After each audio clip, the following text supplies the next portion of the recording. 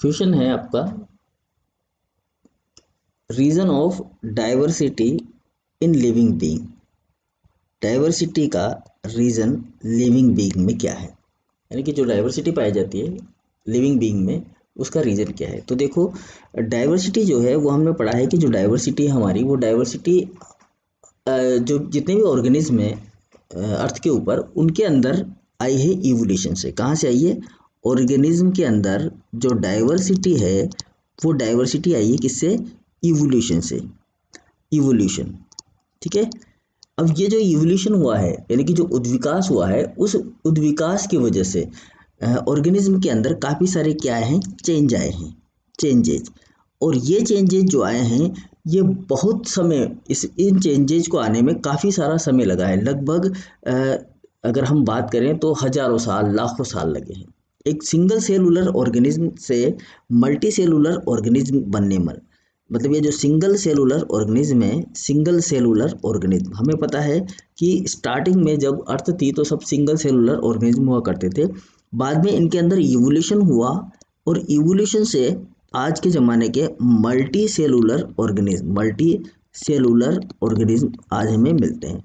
तो ये जो डाइवर्सिटी है सिंगल सेलुलर से मल्टी सेलुलर बनने में, ठीक है, कुछ सिंगल सेलुलर भी मिलते हैं हमें, ठीक है, कुछ में जो सेल होती है वो फिक्स, उनका अमाउंट जो होता है वो फिक्स होता है, ठीक है। ऐसे जो ऑर्गेनिज्म होते हैं उनको कहा जाता है यूटेली, ठीक है। तो ये जो मल्टी सेलुलर या सिंगल सेलुलर या यूटेली जैसे ऑर्गेनिज्म हमें मिलते हैं, उसका सबसे ज़्यादा बड़ा कारण क्या हुआ है? इवोल्यूशन। मेन चीज़ क्या रही है? इवोल्यूशन। तो आज जो डाइवर्सिटी हमें मिलती है, डिफरेंट टाइप के जो जीव मिलते हैं, जो ऑर्गेनिज्म मिलते हैं हमें धरती के ऊपर, उसका रीज़न क्या है? इवोल्यूशन, ठीक है। समझ में आया? अब हम बात करते हैं हमारे ऑप्शन की। तो सबसे वाला ऑप्शन दिया रखा है हमें म्यूटेशन। देखो, म्यूटेशन जो होते हैं वो जनरली क्या होते हैं? परमानेंट नहीं होते, ठीक है ना।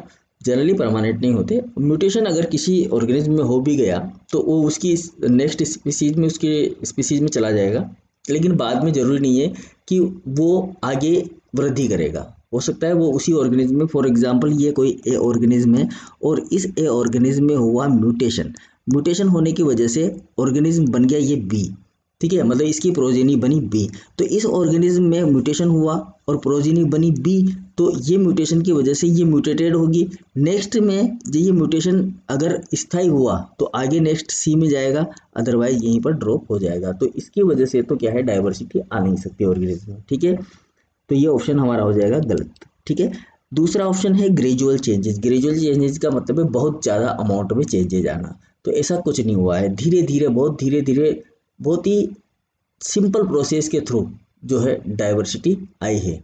यानी कि जो विभिन्नताएं हमें देखने को मिलती है जीवों में अलग अलग प्रकार के, जैसे घोड़ा भी है, गधा भी है, बैल भी है, बकरी भी है, ह्यूमन भी है, ठीक है, छोटे छोटे कीड़े मकोड़े भी हैं, ये सब सिंगल सेल से बने हैं। स्टार्टिंग वाली सिंगल सेल से इस तरह के मल्टी सेलुलर ऑर्गेनिज्म बने हैं।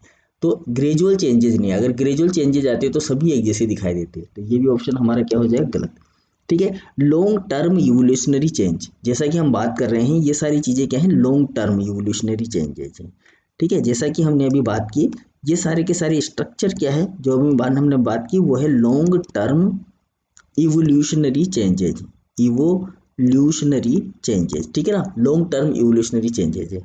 तो ये काफ़ी समय लगा है इनको, लाखों करोड़ों साल लगे हैं, जब जाकर आज हम इस ह्यूमन वाले स्ट्रक्चर में अवेलेबल है। क्योंकि आपने सुना होगा कि पहले हम बंदर हुआ करते थे, फिर ह्यूमन बने, लेकिन इससे आगे भी हम केवल बंदर ही नहीं थे, बंदर से पहले भी हम कुछ और थे, यूथीरिया वगैरह के ऑर्गेनिज्म थे, ठीक है। तो ये हमारा ऑप्शन क्या लग रहा है? हमें सही लग रहा है। उसके बाद में डी ऑप्शन है शॉर्ट टर्म इवोल्यूशनरी चेंज। तो short term evolutionary change, evolution जो होता है वो शॉर्ट टर्म नहीं होता, वो हमेशा कैसा होता है? लॉन्ग टर्म ही होता है, ठीक है ना। तो आज जैसे हमारे ह्यूमन जैसे हम दिख रहे हैं, आने वाले भविष्य में हो सकता है हमारे अंदर भी चेंजेज आ जाए, हम भी इवोल्यूशन कर ले और अलग तरह के दिखाई देने लग जाए। तो ऑप्शन का जो आंसर है वो रहेगा यहाँ पर हमारा C answer, long term evolutionary changes.